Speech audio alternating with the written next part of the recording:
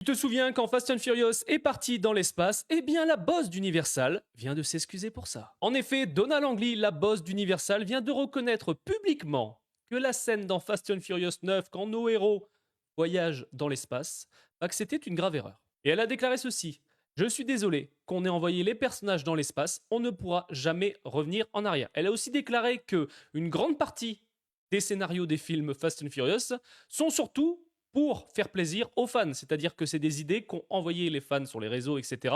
Et ils avouent clairement qu'ils ont été peut-être un peu trop loin. Et on va pas se le cacher, c'est vrai que dans Fast and Furious, il y a eu énormément de choses qui ont déplu. Alors par contre, moi perso, je trouve que c'était une bonne idée. Le retour de Letty, pareil, c'était aussi une envie des fans et ils ont respecté cela. Mais c'est vrai que ça fait du bien de voir un studio qui reconnaît publiquement leur erreur ou leurs erreurs. Et j'espère vraiment qu'on ne sera pas déçu avec le prochain Fast and Furious.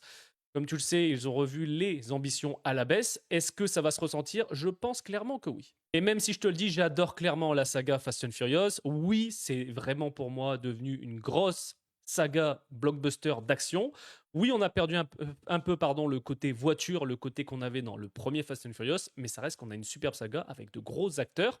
Et oui, ça va faire du bien quand même que cette saga s'arrête parce qu'on est quand même sur 11 films, ce qui est quand même énorme. Oui, je me souviens encore de l'époque quand, dans Fast and Furious 4, on nous annonce le retour de Vin Diesel, qu'on n'avait pas vu depuis le premier opus. C'était exceptionnel. Ensuite, c'est monté crescendo avec l'arrivée de The Rock, etc., Jason Statham, Luke Evans, etc. Honnêtement, cette saga reste dingue. John Cena aussi, on peut en parler. Il y a tellement Charlize Theron, il y a tellement d'acteurs et actrices incroyables dans cette saga.